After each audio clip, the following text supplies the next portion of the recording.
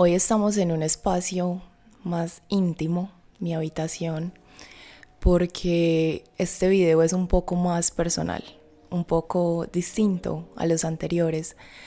Y es que me percaté de que hay una serie de enseñanzas que rondan mi cabeza constantemente y que creo que le dan dirección a mi vida los últimos años. Entonces quise compartirlo con ustedes y que si a alguno le puede ser útil, pues maravilloso. Estas enseñanzas, bueno, a mi corta edad, a mis 24 años, han hecho que lleve una vida mucho más tranquila, más desacelerada, más liviana, hace que pese menos, y vino como consecuencia, porque este no era el fin último, una sensación de plenitud o a lo que muchos llaman felicidad. Claro que no es constante, pero sí frecuente. Y eso también me aportó una nueva visión del mundo, como un mayor entendimiento.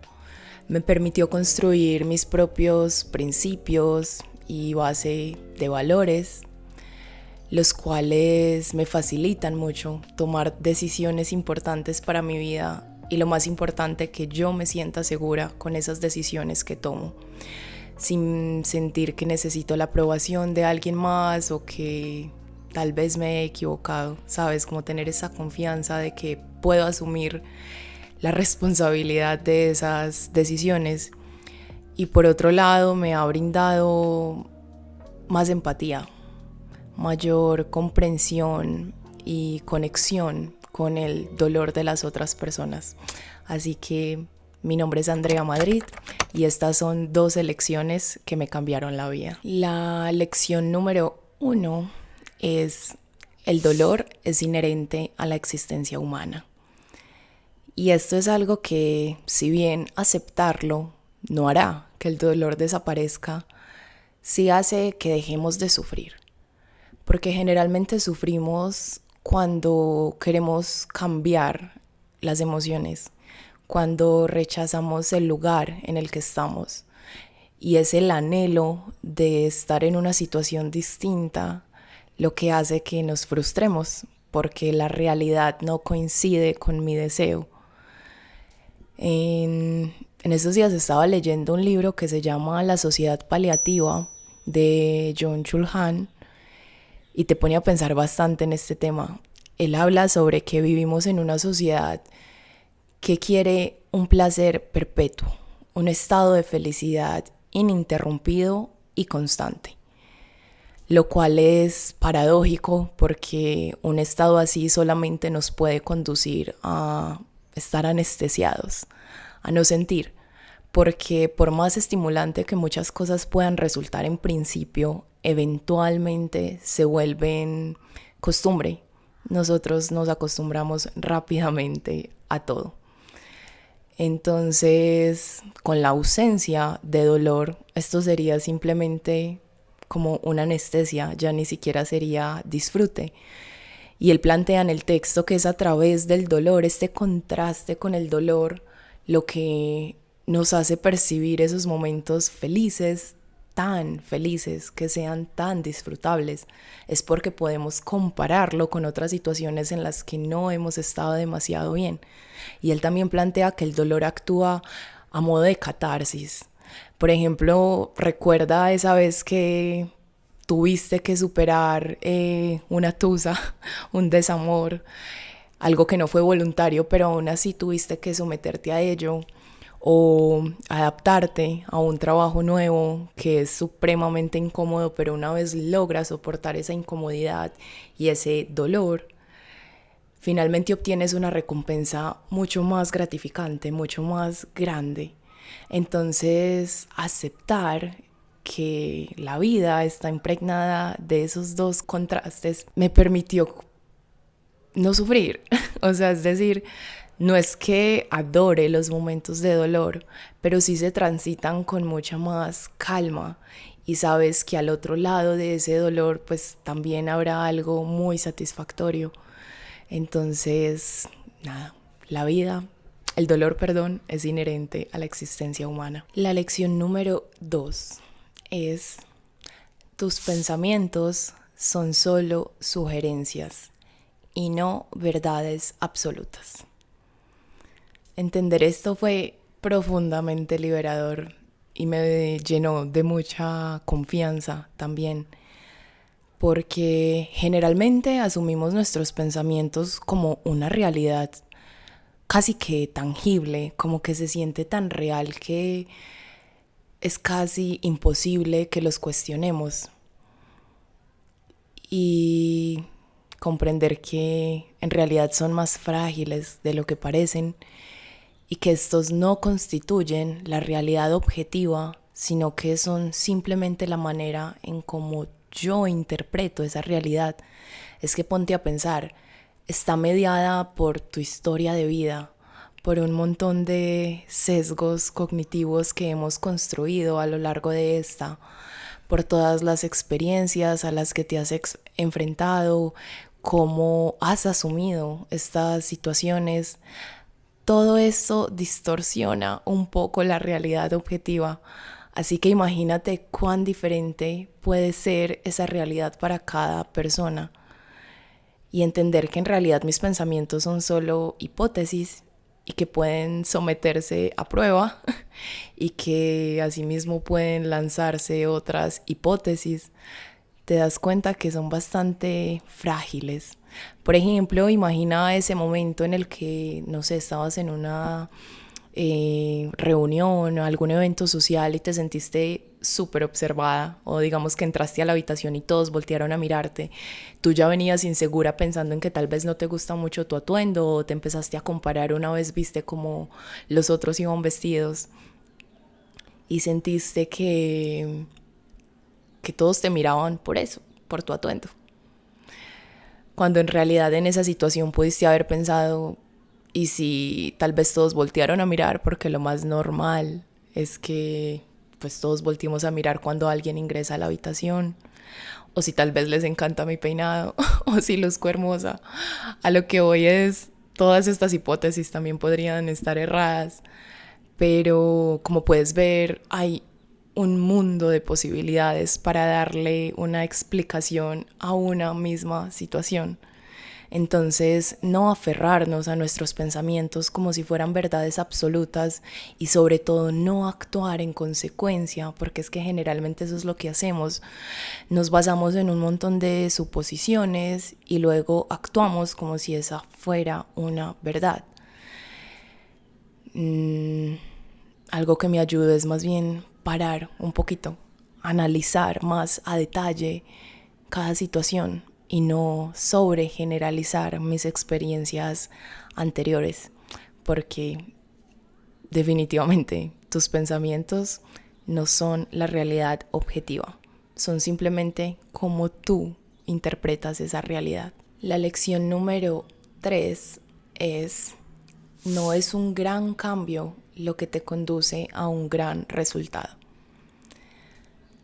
Generalmente pensamos que debo ganarme la lotería para por fin estar estable económicamente, que necesito una lipo para tener el estado físico de mis sueños, cuando realmente, bueno, incluso si obtienes una lipo y no adquieres los hábitos necesarios para mantenerlo, en muy poco tiempo vas a volver a tener el físico que no te gustaba.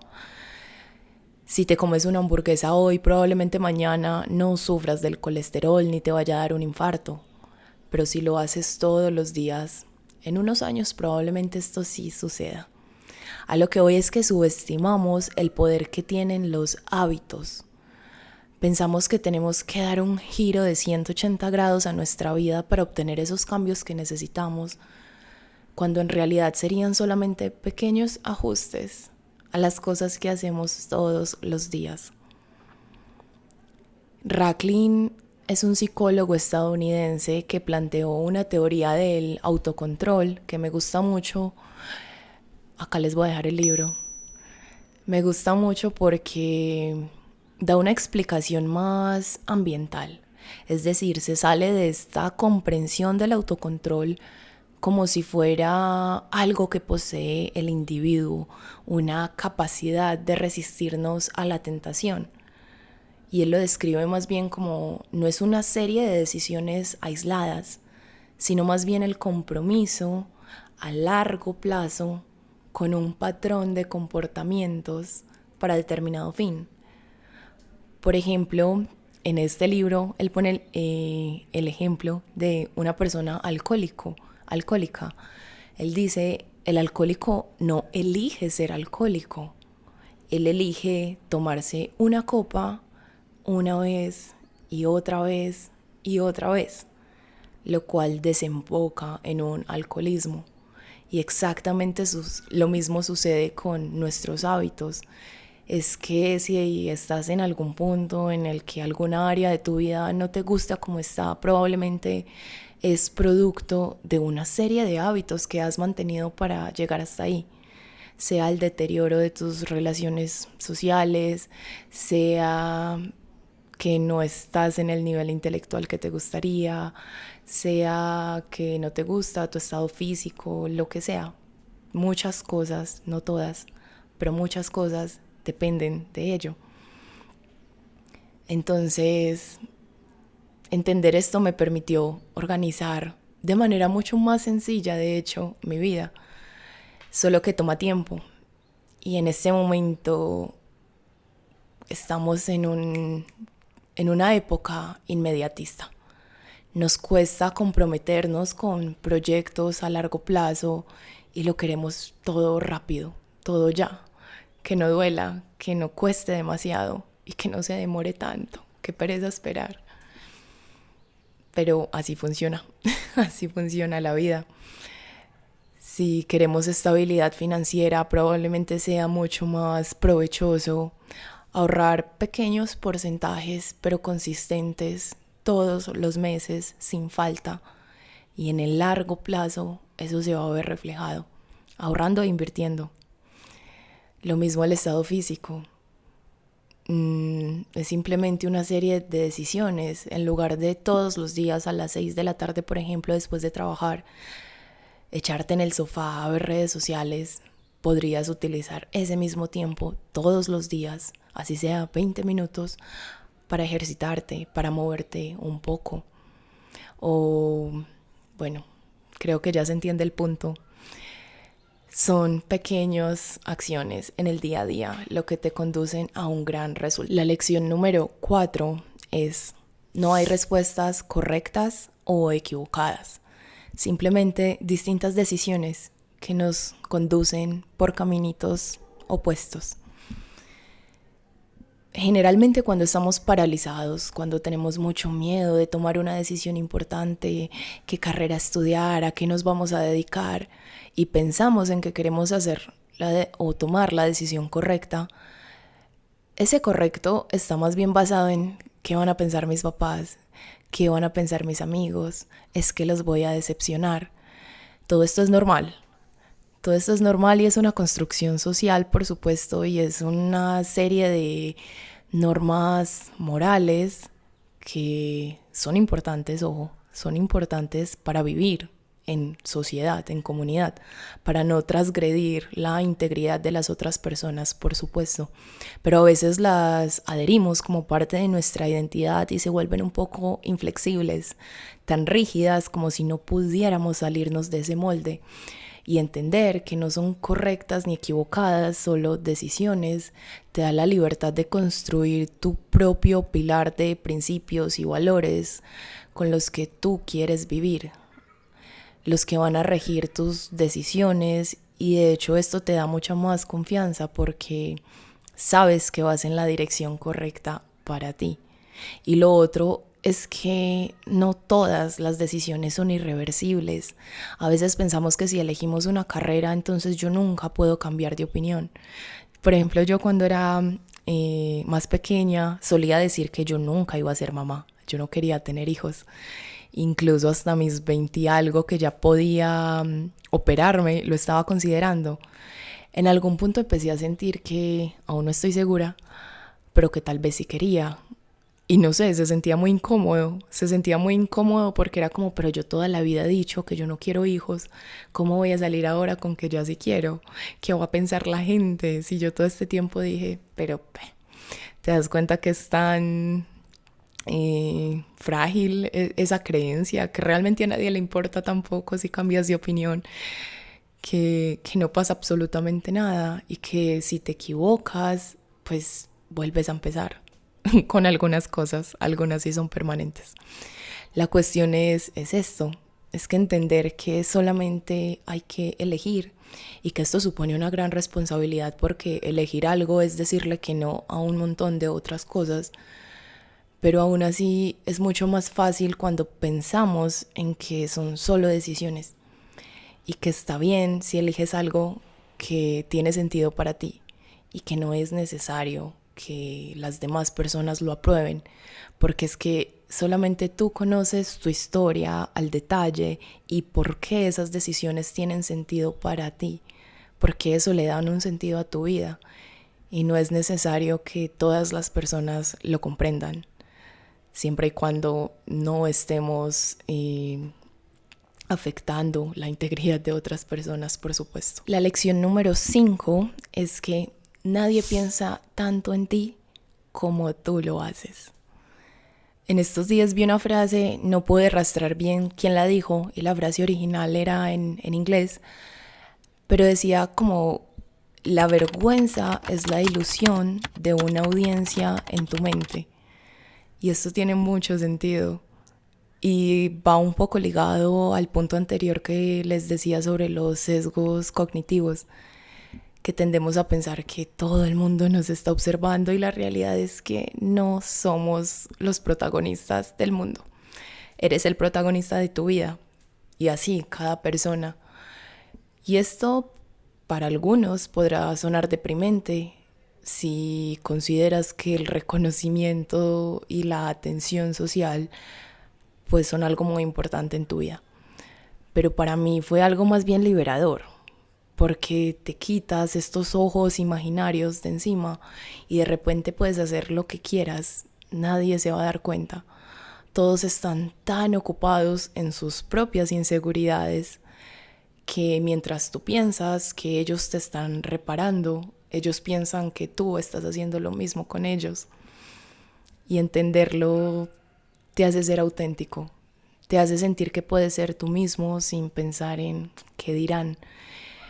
Puedes iniciar ese negocio nuevo sin importar si fracasas o no, nadie lo va a notar. Y si lo notan, se les va a olvidar en muy poco tiempo, porque en este momento estamos saturados de información. Y aunque las personas vean tu vida, realmente no están pendientes de ella, realmente no se van a acordar, se va a perder entre las otras 1000 historias que también han visto antes de la tuya.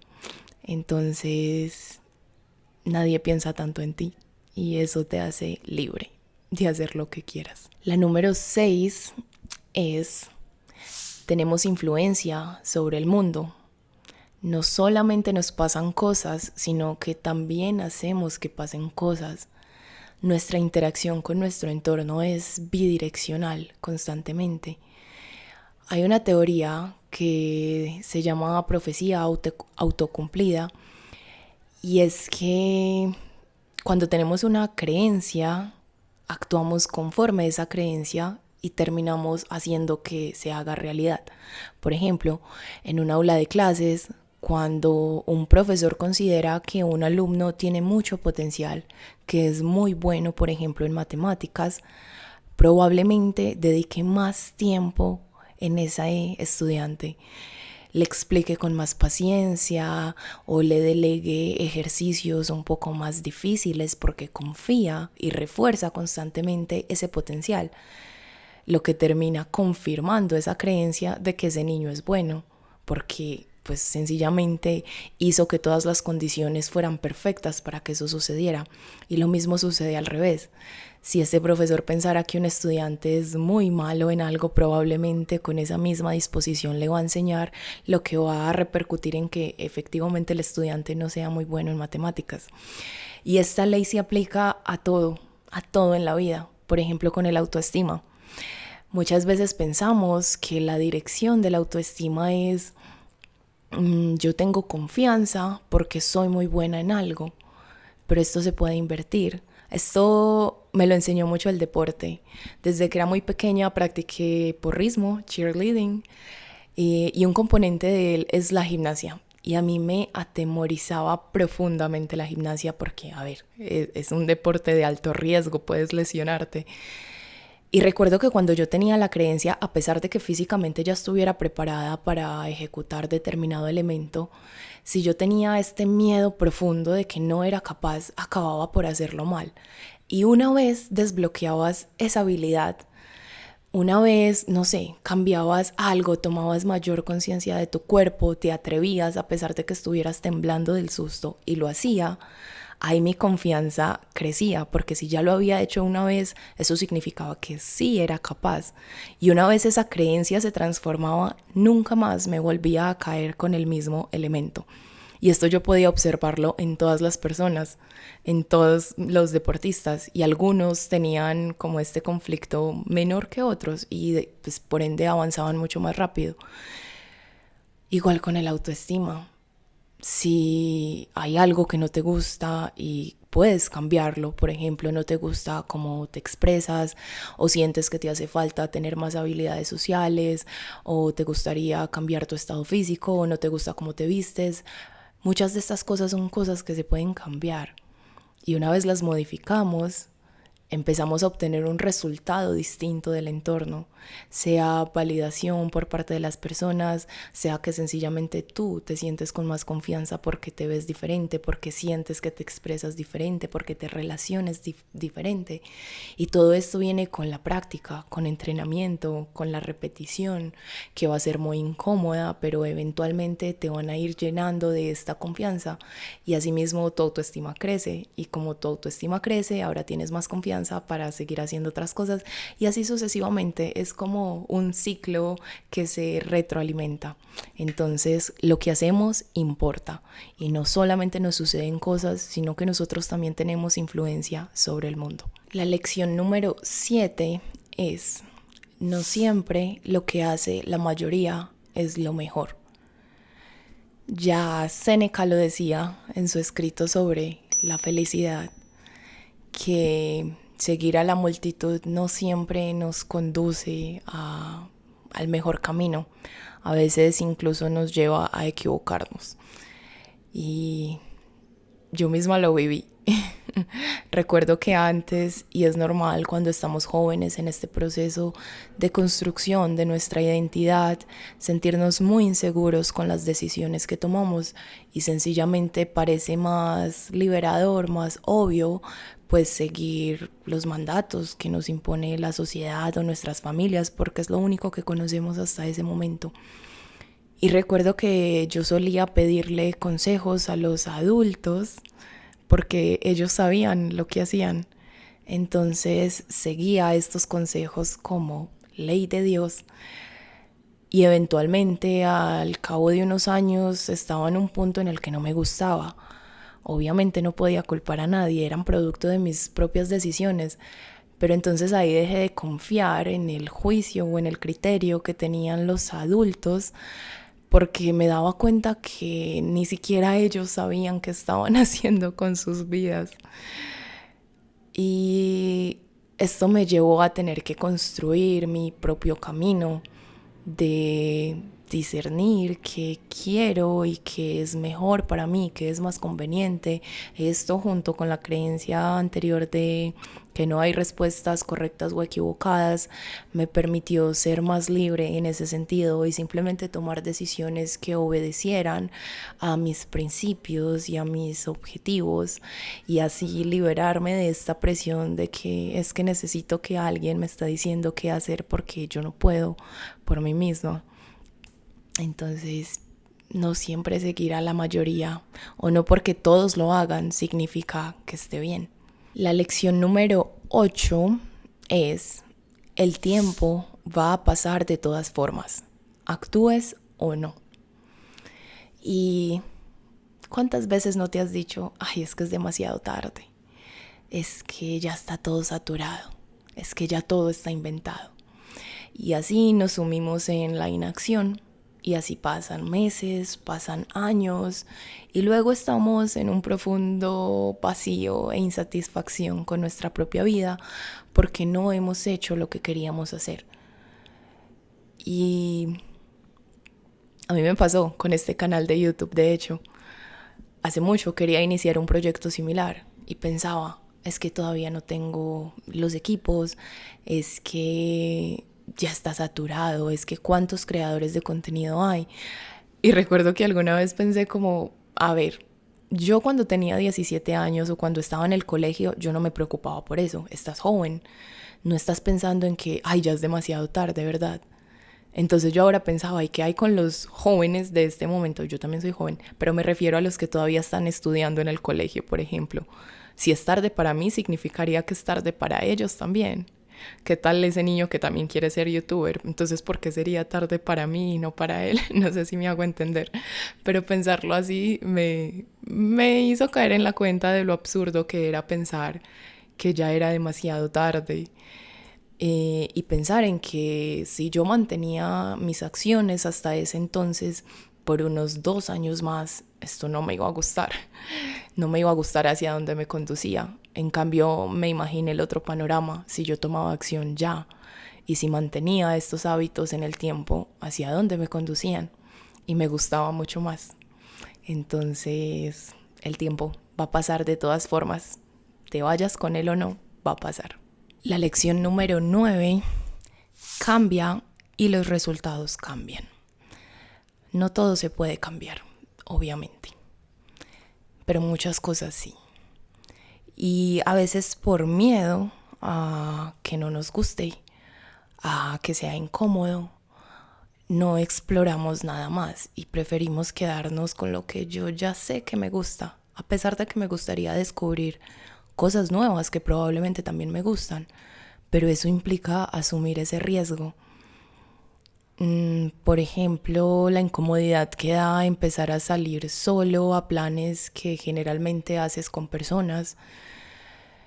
Puede ser incómodo en un principio, pero luego te acostumbras a esa incomodidad y esa incomodidad se transforma en placer, en satisfacción, y de repente te das cuenta que hay una serie de planes que también te gusta hacer solo, sola, y, y que está bien.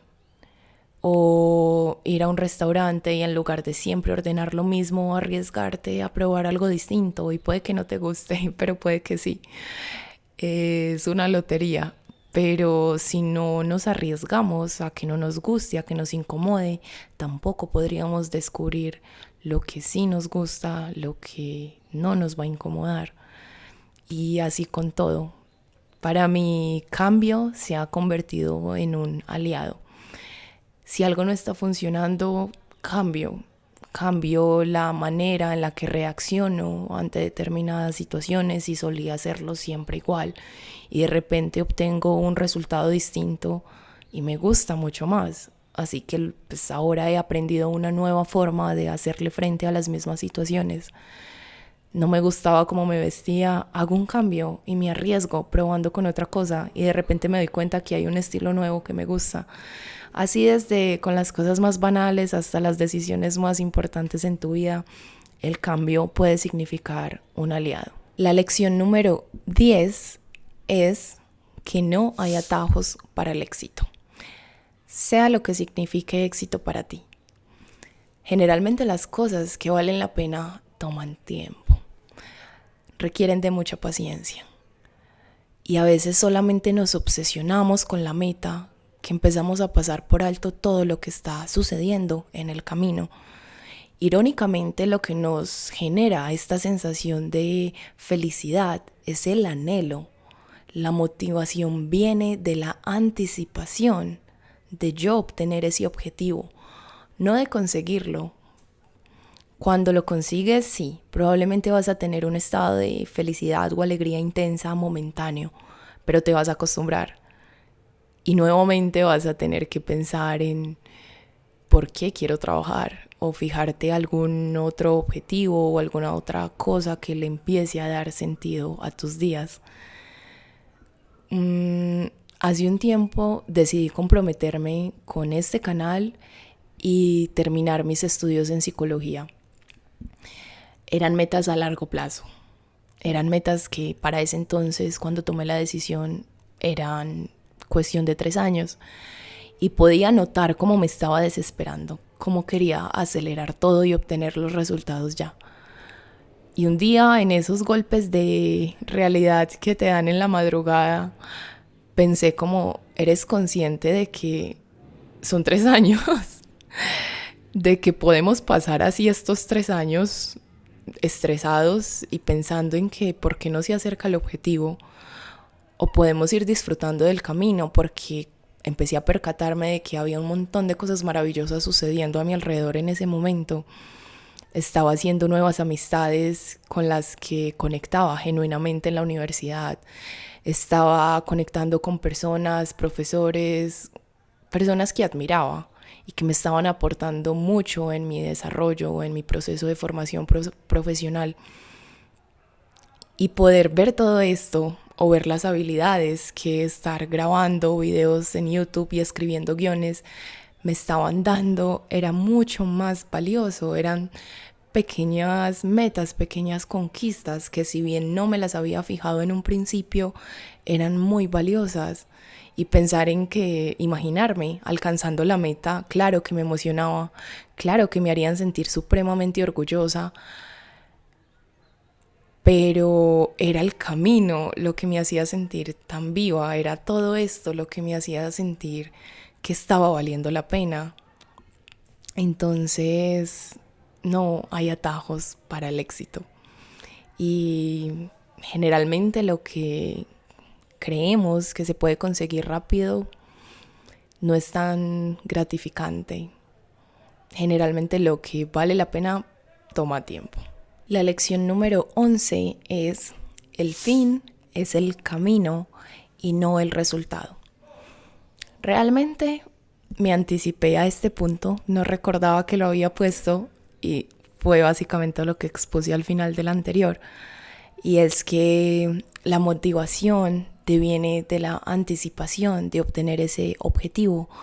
Entonces, percatarte de lo que está pasando a tu alrededor es lo que debería ser el objetivo, es la actividad en sí misma, el fin.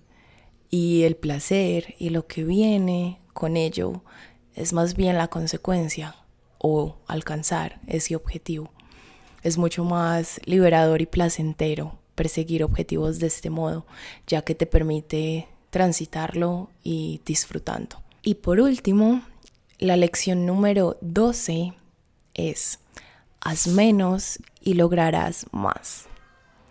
Generalmente queremos muchas cosas, queremos todo y lo queremos ya, como si no hubiera tiempo, como si tuviéramos que hacerlo todo.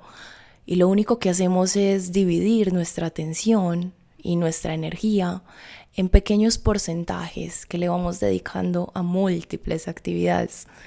Y lo único que logramos es no culminar ninguna, no ser lo suficientemente buenos en ninguna.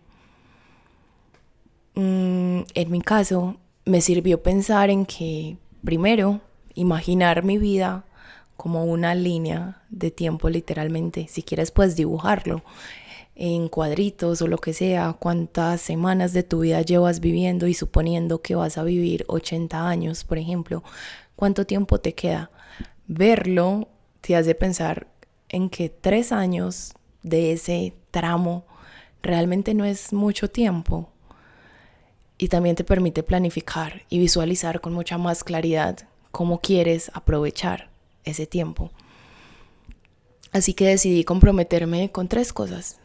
3 cosas que sé que puedo sostener en el tiempo, que hacen que no colapse, que me permiten desarrollarlas de una manera, 1, que las haga bien, y 2, que no tenga que sacrificar cosas que son muy importantes para mí, como el autocuidado, como dormir bien o ejercitarme, que son cosas que considero muy importantes en mi vida.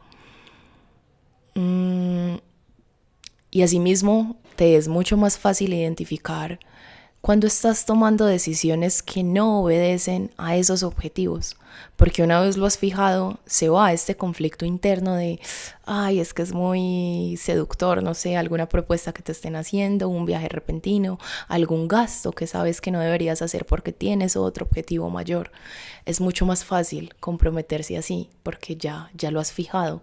Entonces ya ni siquiera tienes que dudar cada vez que se presentan tentaciones. Entonces, hacer menos te permitirá lograr más. No podemos abarcarlo todo.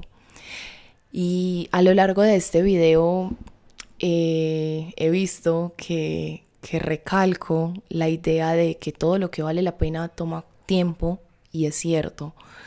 Pero tampoco quiero dar la idea de que tenemos que autoflagelarnos y sufrir y que solamente así seremos merecedores de esas cosas, porque es todo lo contrario. Todas estas enseñanzas lo que me han permitido es precisamente disfrutar, y que esfuerzo no equivale a sufrimiento, y simplemente es paciencia, es consistencia, y que es mucho más placentero de lo que suena esforzarte por las cosas que realmente te apasionan, que realmente te mueven y que llenan de sentido tus días. Y si alguna de estas enseñanzas te quedó resonando, como en su momento lo hicieron conmigo, si te gustaría compartir alguna otra que yo no he dicho, me gustaría que lo dejaras en los comentarios, que reflexionemos y retroalimentemos toda esta información entre todos. Y sin más, muchas gracias por dedicar un pedazo de tiempo de tu vida para ver este video. Realmente lo valoro mucho y nos vemos en el próximo video. Y no olvides suscribirte, eso me ayuda un montón a continuar con este proceso. Hasta la próxima. Chao, chao.